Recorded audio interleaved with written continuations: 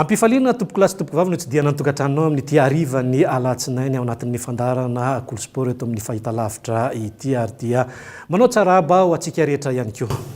Mirabanao Marjona dia mirabantsika rehetra izay mpanaraka ny fandarana kolosport saina ianao anaraka ary hoe tsika ara-panatanjahantena ranoray hatramin'ny farany. Horesantsika betsaka eto ny manodidina ny afrobasket izay isika eto Madagasikara no mampiatrano azy ity amin'izao fotoana izao. Latsaka ny 22 taona tsara be ny vokatra ho antsika eto Madagasikara.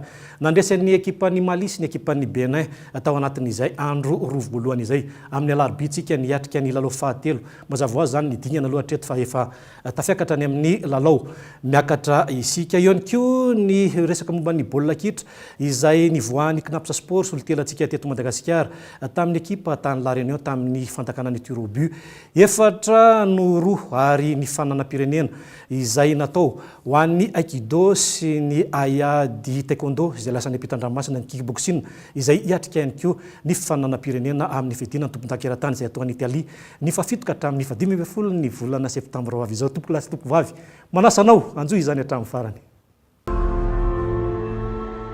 Anomboantsika azy mazava ho azy fa nisehatra ny basketball izay tsika eto Madagasikara no mampiatrano ny latsaky ny 22 taona eo amin'izay afro-basket izay.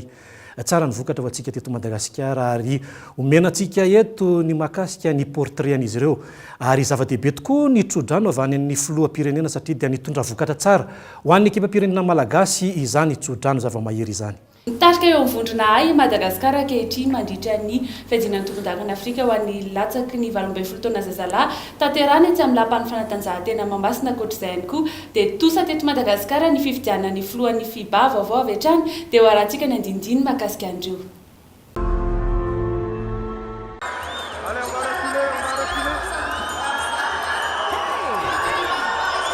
Taona 7 raika amby 12 13 14 fa nefatra amin'izao i Madagasikara no mampiatrano ny fifaninanam-pirenena ety anivon'ny Afrika na ny afro-basket. Raha ny afro-basket sokajy sy vehivavy ny voalohany tamin'izany nanaraka azy ny afro-basket senior zazalahy tamin'ny taondasa ny afro-basket latsaky ny 12 taona zazalahy ary izao indray dia ny afro-basket latsaky ny 12 taona zazalahy. Nakotrokotroka lanonam-panokafana izany ariva teo tetsy amin'ny lapan'ny fanatanjahantena Mahamasina. Firenena 7 manerana ny Afrika no nandray anjara tamin'ity fifaninana ity, anatin'izany Benin, Mali, Mozambique, Côte d'Ivoire, Égypte, Angola, Tunisie, Gabon ankoatran'ny Madagasikara izay mpampiatrano. Nanome voninahitra ity lanonam-panokafana ity ny ministry ny fanatanjahantena.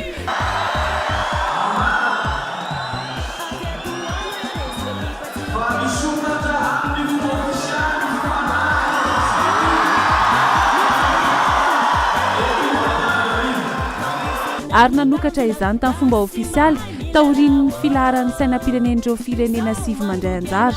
Ary ity maneho ny kolontsain'ny firenena manerana ny Afrika noho ny alohan'ny lalao fanokafana izay nihaonan'ny Madagasikara sy Mali. Raha ny vokatra teo amin'izay lalao fanokafana izay dia nisaraka 7-7 ny rodota Madagasikara no nivoaka ho mpandresy tamin'izany. Ny ampitsony ihany koa dia nihaona tamin'ny ekipa-pirenen'ny Benin malagasy ka nandravarava tamin'ny 3-0 no 5-10.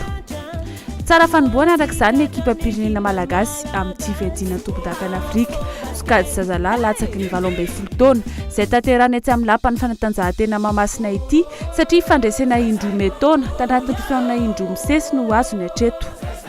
Raha ny Endry Dalao dia naneho ny fipetrapetraky ny fanafiana rehetra sy ny fahaizana mamikitra baolina ho an'ny ekipa malagasy. Nizakazakandry Yann Skifra ary Ribila ny tira 3 points etsy Mahamasina. Nanamafy rahatao ny mpanazatra fa saika voaray ary nampiariny mpilalao avokoa ny toromarika nomena ka izay no anisany antoky ny fandresena indroa taona ino atsika na izany aza nefa mbola misy ihany ny amafisiny. Raha mivokatra aloha izany dia mahatsiaro dia tsara mivokatra isorana amin'ny mpilalao aloha hatreto. Tsara dia tsara satria na meze maximum hita hoe nisy mivokatra fanomanana angambana izay ny azo ilazana azy. Isorana ihany koa specta aloha amin'ilay fanentanana fa raha tsy izany hainao ihany manko ny specta somary manimba kely an'ilay bandy amin'ilay mbola bandy kely amin'naty pression. Raha ny enina nandresy ary mbola be lesoka zany satria raha jerena ny nivoan'ny adversaire aloha hatreto mbola azo atao hoe moyen satria ao amin'ilay polina ilana eo zany ny tena hitako hoe mafy. Mbola betsaka ny lesa fa isan'andro dia mbola mianatra foana zany ny joueur satria efa azo atao hoe qualifié zany tsika aloha hatreto amin'ny quart de finale. Tena zavatra mahatonga vokatra anankiray dia ny fanarahan'ireo mpilalao ny toromaritra izay consigne zay zany tena hitako hoe mety hatreto aloha nanaraka tsara ireo mpilalao. Tsara toerana i Madagasikara hatreto araka izany satria mitarika izy ao amin'ny vondrona misy azy dia ny vondrona A. Manaraka azy kosa i Mali ary mbola ediny i Benin sy Mozambika kosa ny laharana fahatelo. Amin'ny alarobia izao no iona Mozambika indray i Madagasikara ny lera tsy miova fa amin'ny 5 ora hariva hatrany.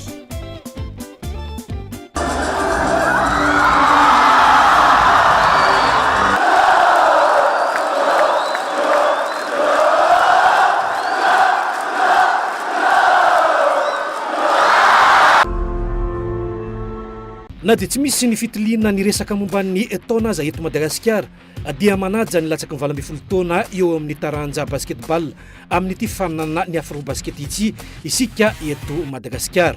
Mino aho fa raha ny filohan'ny fédération malagasy ny basket sy ireo teknisiana rehetra ao anatin'izany fédération zany dia mahafantatra tsara ny fepetra rehetra iraisam-pirenena izay takinina mba ahafahany fandraisana mandray anjara ao anatin'izay fifaninana iraisam-pirenena ary nahafahantsika mandray ny olona ohatra dia efa anisan'ny fepetra ny takina izay zavatra rehetra mino aho fa tsy sanatriany vavy isika malagasy indray no andeha andraraka ilombiandoha satria eto amintsika ania no tanterahana ny lalao voninahitra lehibe ao ny malagasy io ka mino sy manantena fa tsy ho eto amintsika eto Madagasikara no ahitana indrindra fa amin'ireo mpilalao-tsika malagasy no ahitana an'izay fangalara-taona zay.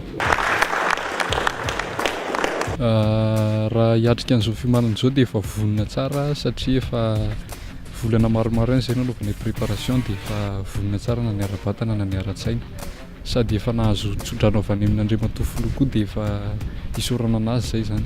Raha ny tokonena indray efa vonona tsara izay niatrika an'ireo adversaire rehetra ary amin'ny tena maximum anay zany izay mba hiarovana ny voninaitra Madagasikara. Isika mpilalao fahenina no tosika ny fandresena ho an'ny ekipam-pirenena malagasy ary manandanja ho an'ny ekipam-pirenena malagasy makany ny fandresena ny tsy fahatongavan'ny ekipa ny Sénégal sy Algérie amin'izao faninanana izao.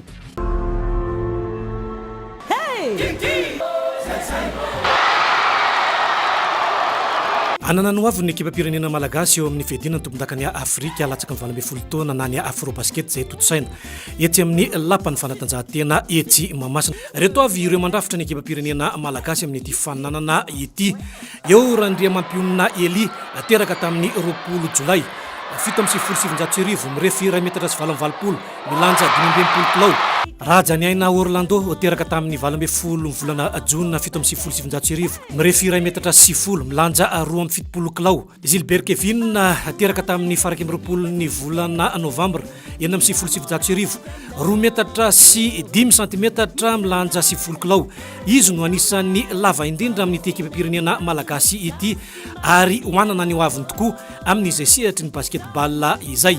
Raha naivo manana iasina teraka tamin'ny 4 volana Martsa taona 9.7 mirefy 2 metatra sy 3.70 milanja 5.70 kilao.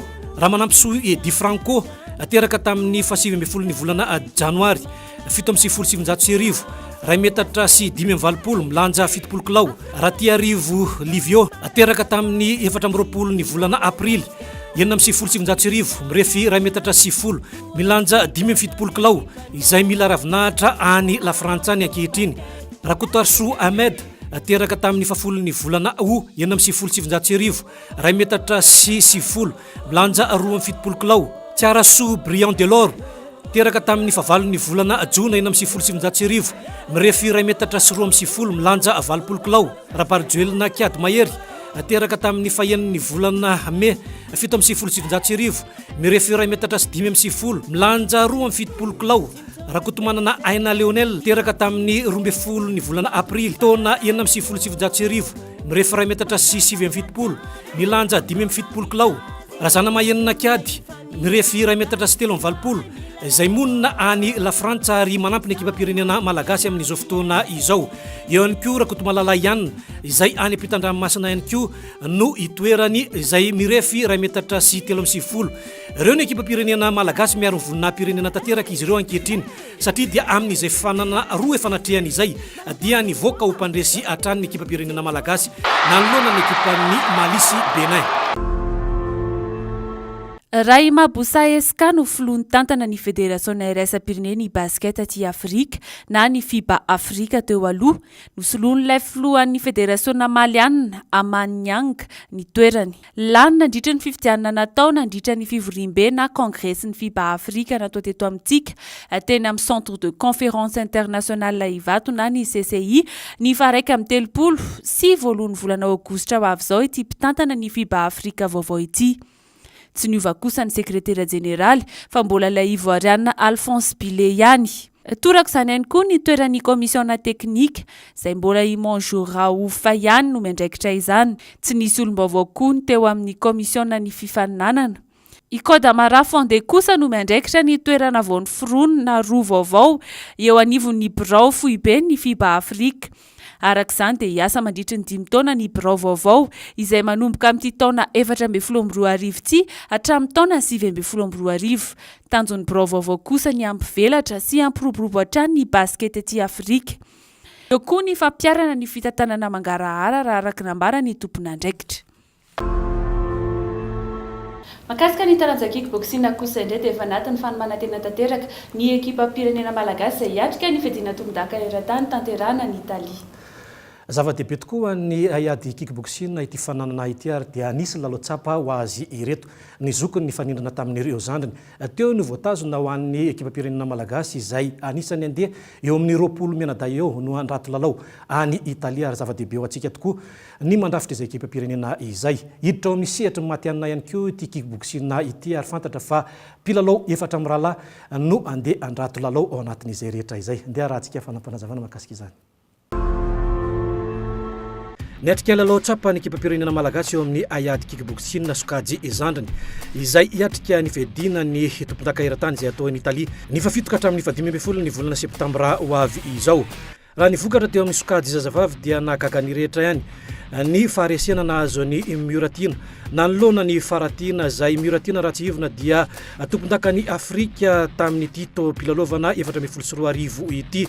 Sambany izany zao i Faratina no nandresy azy ary zava-dehibe tokoa ho an'ny aiady kickboxing izany. Efa ao anatin'ny herin'ny sy ny tanjany ny ekipa pirenena malagasy mandrafitra ny kickboxing hiatrika izay fedina ny tompon-daka eran-tany izay atao any Italia izay. Raha ny fijery koa azy aloha dia ataoko hoe efa tomombana zato isan-jato ny ataoko hoe ny lafin'ny fanomanana ny pitipitsony rehetrarehetra satria raha nijerevantsika le ny combattant ny ekipa pirenena izay nanao rehetrarehetra tao hitanao hoe nandresy moa mazava ho azy nandresy fa hitanao tena hoe efa ampy tsara mihitsy le traikefa hoentina andeha hiatrika ny championnat du monde ary tena fahita mihitsy hoe tena efa vonona satria efa afaka ray volana le ny compétition dia efa ataoko hoe tomombana amin'ny lafiny rehetra na amin'ny lafiny teknika na amin'ny lafiny fizika na lafiny moral koa ny boakely mbola tena ataoko hoe tena vonona tsara mihitsy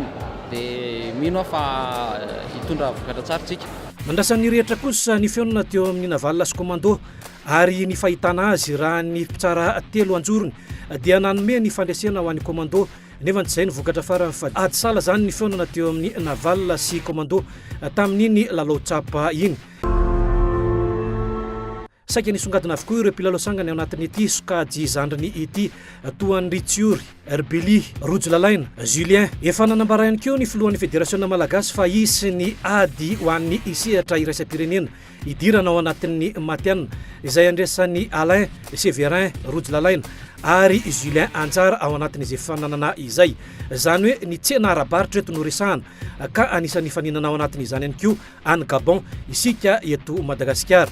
Tena sura fa azo médaille na hoe sura fa tena hoe manana ny ataoko hoe performance ananerijika iny no entintsika zany. Donc ny isa zany arakaraka iny zany hitan'ny technicien hoe reto ny isan'le ankizy tena tokony mandeha dia iny no entintsika makany amin'ny championnat du monde. Zay ny fandehan'le izy ka io na roa ary zay ny tena hoe zay no afaka mandehana dia roa raha ohatra kosa ndray izy mety hoe 5 na 20 zay tena au top daholo dia zay no mandeha. Zava-dehibe tokoa ny sehatra iraisam-pirenena ho an'ny Hayat Kickboxing izany satria dia raha toa ka afehezina izay rehetra izay dia ity taranja ity eo amin'ny sehatra iraisam-pirenena no anisan'ny mandrombaka medaly volamena maro amin'izay lalao iraisana izay. Tsara mampafantatra fa ny lalao izay atao any Italia ity dia manodidina eo amin'ny 20 medaille eo no anafika any Italia amin'izay ekipa-pirenena malagasy izay. Zava-dehibe ny fandraisan'ny federasiona andraikitra eo amin'ity fanana iraisam-pirenena ity ary tsy manao ambany zavatra izany ny filohan'ny federasiona ankehitriny fa manome tosika ny ekipa-pirenena malagasy na eo amin'ny sokady junior na eo amin'ny senior izany. Eo amin'ny sehatry ny baolina kitra nanoizatsika izao fandarana izao dia tamin'ny fananana aty amin'ny faritry ny Afrika ny saraka rainoray ny Knapsa Sports ny ekipan'ny La Réunion tany Ankianjara be mananjara.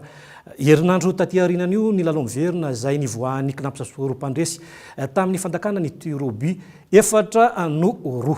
Makasika izay tontolo ny baolina kitra izay ihany koa Marzona dia ny farana omaly ny fedinan'ny tompon-dakana Analamanga eo amin'izay tontolo ny baolina kitra izay ho an'ny sokajy diviziona voalohany ka ny ekipa ny LGK Plus no tafavoaka mpandresy tamin'izany tafapetraka larana faharoa kosa ny AS Ademar fahatelo ny hitana formation arak'izany dia nitsombadika tanteraka ny rasa avy hatrany dia hoarantsika ny anjiny makasika andreo. Nobatany LGK Plus ny amboarany Nalamanga teo amin'ny poule des As rehefa nitana nisa 4 izy taorian'ireo lalao sakana izay tosana nandritry ny atelona tetsy amin'ny Kianjabeny Mamasina. Mazava ho azy fa ny AS Ademar sy nitana formation arak'izany no niadiny laharana faharoa. Lalao faran'izay tosa ihany koa tetsy amin'ny Kianjabeny Mamasina omaly ka nahatafiakatra ny ekipa ny serana mpiara-manidina ho laharana faharoa ary nonona nitana formation izay efa nitarika vojomaika hatrany nandritry ny lalao mandroso sy miverina teo amin'ny laharana fahatelo. Atsahala rainoray no tsara andro tota teto. Raha iverenina ny fizotry lalao omaly dia nahatafiditra baolina voalohany ny AS Ademar tamin'ny alalan'ny onja teo amin'ny minitra fa 40 lalaovana teny ambony kianja. Niezaka nanenjika nitana formation saingy tsy nahita hirika intsony raha tsy tanatin'ny fizaram-potoana faharoa ka isantatra no nanasahala nisa tamin'izany. Tsy nanova filarana kapeny noho izany io fionana faran'izay tosa tetsy Mamasina io. Voambara arak'izany fa ny LGK Plus sy ny AS Ademar no isolo tena ligina Analamanga amin'ny fifaninana nasionaly. Fiatrian'ny LGK Poule des As aloha tsy maro mafimafy satria nisy zavatra tsy nampozina be da be efa tratran'ny fahareseny zay dia hainay ihany nefa no niratrapen'le izy tonga tao amin'ny match triangulaire koa tratran'le mauvais tirage au sort zay reraka zay nanao tamin'ny tana formation fa afaka niotra zay ihany zay dia voaka victoire. Fiatriana an'ilay poule des As aloha tena hoe tena enjana mihitsy. Siny tsisy ekipa azo namaivanina satria matota afaka efatra voaloha teto Analamanga zany hita hoe ekipa sangany daholo zany. Nanamafy ny etaitany hatrany amin'ny fanavaozana ny kianjany Mamasina ho lasa sentetika ny filohan'ny ligina Analamanga tanatin'ny kabary izay nataony. Maniry zahay fa ny filalaovana amin'ny manaraka amin'ny taona manaraka dia mba terrain sentetika eto an-tampon-tanàna no ilalaovan'ireo ankizy ireo. Raha tiantsika menakavy no hita vokatra tsaratsara kokoa izao. Niantefa tanteraka tany amin'ny federasiona malagasy ny baolina kitra sy ireo tompony andraikitra ambony ny afany ka inona fa tafapity izany. Fa makasika ny taranja fototra atletisme kosa indray dia atao eto Analamanga amin'ity volana ity izay fananam-pirenena izay. Hiditra amin'ny andiany fahaenina ambin'ny folo ny marathon international amin'ity taona ity eo amin'ny taranja fototra atletisme tsy miova ny lalana izay hodiavin'ny mpifaninana amin'izany izy kosa ny fanasana teratany vahiny avy hatrany dia hoarantsika hoe manahoana indray ny fisotran'izay. Hiavaka ny andiany fa 14 amin'ny marathon international de Dana izay ho totosanany alahady fa 20 volana oktobra ho avy izao. Samy azo lela vola mitetina 10 hetsy iray tapitrisa ariary mantsy na ny mpandresy ho an'ny sokajy lehilahy na ihany koa ho an'ny sokajy vehivavy. Mody amin'ny marathon zay dia 42 km 195 tsy miova tamin'ny parcours teo aloha. Iny ihany zany ny parcours ataon'ny mpifaninana amin'ny tindray mitoraka aty satria iny ny parcours efa mesuré officiellement homologué par l'IAF. afaka mandray anjara amin'ity avokoa ny rehetra na ireo efa manana kara-pilalaovana na ihany koa olon-tsotra araka ny fantatra izy koa ny atleta avy atsy Afrika sy avy atsy Eoropa ary ny eto amin'ny faritry ny ranomasimbe Indiana ho avy hifaninana amin'ity. Zany mbola vinavinain'ireo ataontsika hoe tsy ny fédération manafatra fa miankina amin'ny sponsor fa par le biais ny fédération zany no mandefa entre fédération sy fédération fa ny eritreretina saina aloha dia ny mpandray anjara matetika aty dia ny Kenya dia ny akaiky koa ny Afrique du Sud ireo no vinavinaina fa hatreto aloha mbola tsy sûr hoe ireo no avy fa maha marathon international azy zany dia minimum 4 étrangers na 3. Afaka miatrika izany amin'ny anaran'ny tenany manokana ihany koa ny mpifaninana tsirairay na isa tarika. Akoatra io azakazaka lavitra ezaka io, izy koa ny endurance, azakazaka izay natokana manokana ho an'ireo atleta manana fahasembanana. Alavirana amin'ny refy 10 kilometatra no miandry ny mpifaninana ao amin'ity andiany fa 7 ity, toy ny marathon ahazo lela vola iray etsy ariary ihany koa izay voalohany. Amin'ny mahafetin'ny olon-drehetra ny marathon de Tana dia izy koa ny azakazaka ho an'ireo olona tsy dia havanana loatra amin'ny fiazakazahana lavitra nefa mba te hirotsaka tsehatra. Nokana ny ilay foulée de Tana ny fédération sy ny Vima mpanohana ity hetsika ity ka alavirana 10 kilometatra ihany koa izy io. Tsy natao hifaninanana nefa ity fifaninanana ilay foulée de Tana izay tafiditra manokana anatin'ny marathon international de Tana ity fa natao kosa mba ho ferahany daholo be fotsiny ihany. Fa makasika ny tontolo ny aikido kosa indray aoriany ny fandraisantsika ny fiadiana tompon-dakana Afrika ho an'ny latsaky ny 12 taona zazalahy ny taranja basket dia andray lalao goavana indray sika eo amin'izay tontolo ny aikido izay. Etsy lapam fanatanjahantena no antosana azy ity ary zava-dehibe ho an'ny mpikarakara tokoa izay fananana izay ho an'ny aikido fanantenana satria dia efa nikarakara ny festival des arts martiaux teo amin'ity lapan'ny fanatanjahantena ity izy ireo ary dia miditra amin'izao grand gala de l'aikido izao. Tonga na mivoninahitra ny fanokafana tetsy amin'ny trambokom-pirenena ny Siana Rambelson Sarla izay anisan'ny andrarezina zany aikido malagasy izany dia raha antsika fanampanazavana mahakasika izay. Mielohan'ny grand gala de l'aikido izay atao etsy ny lapan'ny fanatanjahantena amin'ity volana ity dia ny karakara fampisehoana mahakasika ny aikido ireo mpandray anjara rehetra ao anatin'izany. Dia izao ndretsika zany miditra ao anatin'ilay famelabelarana ny fampisehoana ny club tsirairay amin'ny aikido dia izay natao manomboka androany premier août zany izy io ka dia anasana antsika rehetra izay liana amin'ny arts martiaux zany anatrika an'izany exposition zany. Ao anatin'ity exposition ity no ahitana ireo mpandray anjara amin'ny grand gala de l'aikido izay atao ny palais de sport ka hitanareo daholo hoe inona avy ny karazana aikido zany mety hisy eto Madagasikara. Ny tanjona zany dia voalohany indrindra aloha ny firaisakin'ny mpanao aikido malagasy. Ny faharoa manaraka zany dia ny fampivelarana ny aikido eto Madagasikara mba hahalalana ny tsirairay hoe ohatry ny inona marina zany hoe aikido. Ny dikany ihany koa ny hap harmonique énergie do foi dia mitovy amin'ny aikido. Fomba fanoratra azy mitovy mihitsy ny dikany mitovy ihany koa fa fotsiny ny ray amin'ny teny coréen dia ny ray amin'ny teny japonais zany hoe fianakaviany iray zany loharano ray moko amin'ny arts martiaux dia prala daholo isika rehetra. Hapkido andray anjara amin'ilay zany hoe mandeha anjara zay amin'ny exposition toy izao amin'ilay boky kely ihany koa dia amin'ny démonstration amin'ny fampisehoana izay ho atao amin'ny andro manaraka ho ambara aminareo ihany. Ny aikido azy dia ny fampiasana an'ireto fitaovana amin'ny aikido reto ny boken, ny jo, tanto izay ny fitaovana ampiasaina. Eo amin'ny valany misy ny heriny ary eo mihozatra ambanin'ny kibony misy ny tanjany. Zay le secret-ny saikatandena le ataontsika hoe ki tany dia efa hitany tenin'Andriamanitra zany zavatra zany satria ny hery rehetra dia eto amin'ity ambanin'ny fotranao mivalanao eo mivalanao efa hitany tenin'Andriamanitra. Ary ity club ity dia sampana ray fitaizana tanora ihany koa sy indrindra tanora ao amin'ny fiangonana sy ny sécurité. Tonga na mivoninahitra ity lanonam-panokafana anisan'ny goavana eo amin'ny aikido ity ny andrareziny izany Rambelson Sarla. Ny olona niova za mbola eo ihany hatramin'izao fa ny tena olana amin'le izy ny fahamaikany olona milasa ambony be za aleoko midina valy mandohalika rehefa manao satria niova tena niova tahaka ny fotoana ihany miova io ary mety tsara io rehefa endry le olona zany hoe ny fiainana zany zavatra telo fanantenana finoana fakatiavana dia ohatran'izay nahatonga hoe ny fitiavana ny lehibe indrindra sansay-tadasia be ny tonga teto dia nanampyahako izay tamin'ny 1970. Izay anisan'ny tondrahavo sy napiditra izay aikido teto Madagasikara izay tamin'ny fotoanandrony. Efa mananika ny 27 taona amin'izao ny lehilahy ary mbola mampianatra ireo zandrikely aty aoriana.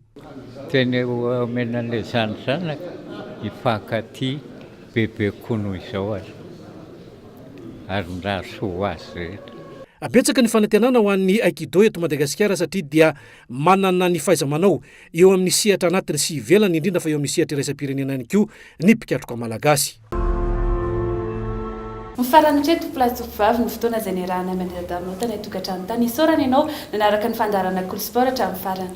Fakasitrahana ihany koa natolotra ho antsika marobe manerana zao tontolo zao manaraka ny canal 7 eo amin'ny canal 201 izay mifampinerasera aminay menada amin'ny ity resaka momba ny fanatanjahantena eto toerana sy any ampitan-dranomasina. Fakasitrahana toraka izany ihany koa natolotra ho an'ny teknisiana marobe napita ny sarotry ny feo vatana tany tokantrano tany tsy adino. Ny misaotrana manokana ny Nustel izay nampiakanjo any menada eo amin'ny fiantsona ny zotra 730 aza donona manaraka ny fandarana ny famerenana amin'ny alakamisy amin'ny efatrora ary ny fandarana ao amin'ny 7 teboka 7 kosa dia ny alatsinainy sy ny asabotsy samy manomboka amin'ny 9 ora ireo. Manao samy tsara tompoko lasy tompoko vavy.